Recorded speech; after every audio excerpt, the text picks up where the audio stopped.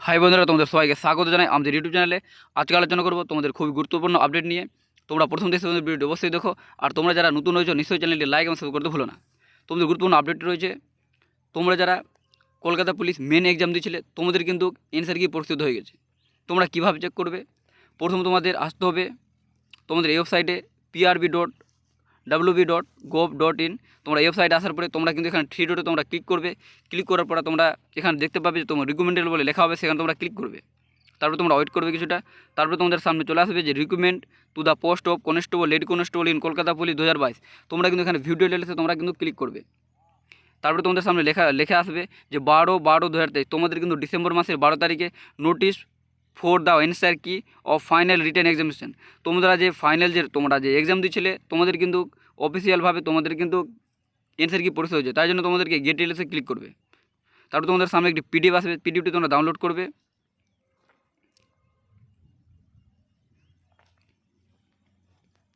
তোমরা এখানে দেখতে পাচ্ছ, এখানে লেখা হয়েছে West Bengal police recruitment board. তোমাদের কিন্তু ওয়েস্ট বেঙ্গল পুলিশ রিক্রুটমেন্ট বোর্ডের তরফ থেকে এই নোটিশটি দেওয়া হয়েছে।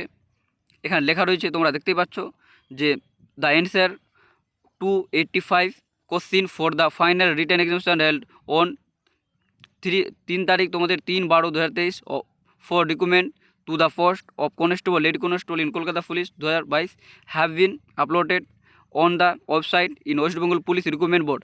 তোমাদের কিন্তু তোমরা যে 85, তোমরা যে 85 নম্বরে তোমরা যে কলকাতা পুলিশের মেন এক্সাম দিয়েছিলে তোমাদের কিন্তু সেটা পরীক্ষা হয়েছিল। তোমাদের এখানে বলে দিয়েছে তোমাদের 3 তারিখ যে পরীক্ষা হয়েছিল সেই তোমাদের কিন্তু কোশ্চেনগুলো তোমরা এই 3টি ওয়েবসাইটের মধ্যে তোমরা কিন্তু দেখতে পাবে।